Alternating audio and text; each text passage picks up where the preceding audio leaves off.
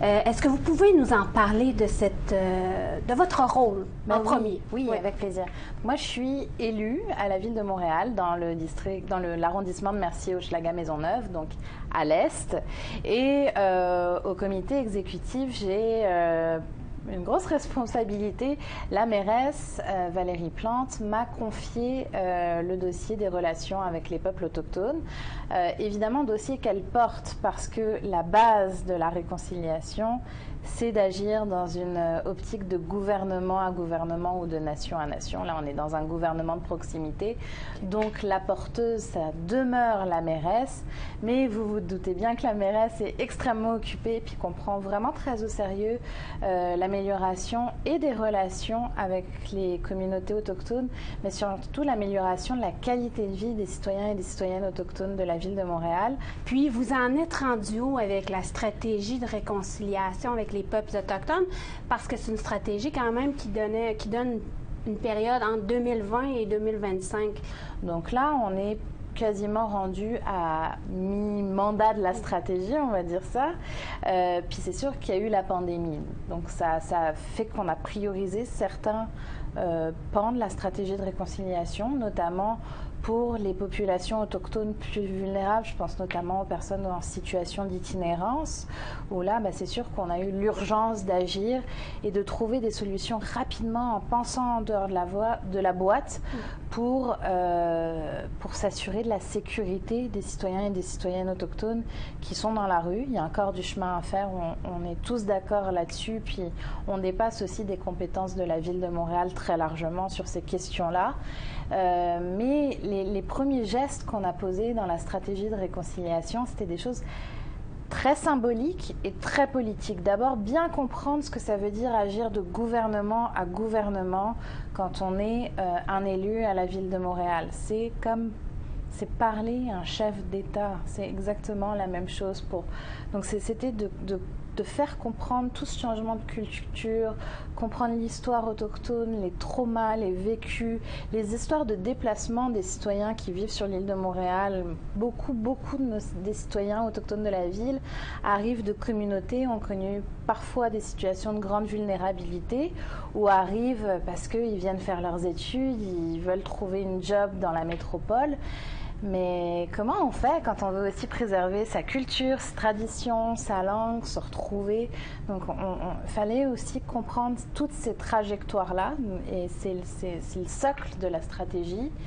Et puis, quelque chose qui va sans dire aussi pour la Ville de Montréal, c'est que la stratégie se fonde sur la reconnaissance historique des traumas des populations autochtones. Elle est ancrée sur la Déclaration des Nations Unies sur les droits des peuples autochtones. En fait, tout part de là, c'est le document de base que nous, on a décidé carrément d'enchasser dans les textes législatifs de la Ville de Montréal, comme la Charte des droits et responsabilités de la ville, et puis la reconnaissance du racisme et des discriminations systémiques. L'administration Plante avait plusieurs gestes symboliques de réconciliation, mais qu'a-t-elle fait de concret pour venir en aide à la réconciliation des peuples autochtones à Montréal? Concrètement, à 2 pas d'ici, on a accompagné la nation Innu, puis notamment avec le chef Jean-Charles Pietachot, à trouver une solution plus pérenne à la tante Raphaël André. Puis maintenant, on a le refuge, la halte chaleur, qui est à 2 pas d'ici. Donc vraiment, ça, c'est la ville qui a porté ça avec la nation Innu. Donc on ne peut pas être dans le plus concret que ça. On est aussi en train de travailler à l'intérieur de nos plans d'urbanisme et d'aménagement, parce qu'en ce moment, on a une opportunité unique. On est en train de revoir le plan d'urbanisme et de mobilité de la Ville de Montréal. Ça arrive une fois tous les 20 ans. Et on consulte la nation Mohawk dans ce plan d'urbanisme, parce qu'on veut s'assurer que la vision d'aménagement, de mobilité, à quoi va ressembler Montréal dans les 20 prochaines années, ça se fasse évidemment en concertation, mais dans le respect de l'histoire des premiers peuples, dans le respect de l'histoire de Tiohtià:ke. Je pense comme le décès de Raphaël Napa-André, où il y a eu une commémoration. Ouais. La Ville de Montréal a été invitée, mais selon la famille ou les organisateurs, elle ne s'est pas présentée, la Ville de Montréal, puis on voulait savoir pourquoi. Mais moi aussi, j'aimerais savoir pourquoi, puis ça revient exactement à ce que je vous disais il y a quelques minutes. On a un travail à faire, à se connaître mutuellement. Puis il y a beaucoup de gens qui ne savaient pas que mon rôle existait. Donc moi, je suis vraiment contente de pouvoir m'exprimer dans les médias autochtones pour rassurer aussi la population autochtone qu'on prend vraiment les enjeux puis les réalités au sérieux.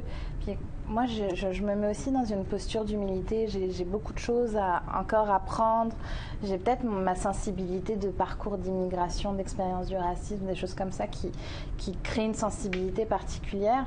Mais il y a un moment donné, on ne sait pas ce qu'on ne sait pas. Alors, je pense que c'est un peu ce qui est arrivé dans le cas de la commémoration de Raphaël Napa-André, mais c'est évident que si moi j'avais eu l'invitation sur mon bureau, j'aurais pas réfléchi une seconde, puis j'y serais allée. C'était un moment tellement important. Fait que des erreurs comme ça, moi je veux plus que ça se répète. Puis reconnaître, savoir, apprendre, se mettre dans une posture d'humilité, encore une fois, comprendre qu'on fait des erreurs, que rien n'est parfait. Mais c'est aussi ce qui va nous permettre de renforcer le lien de confiance, puis d'aller ensemble plus loin. Miigwech alias. Miigwech.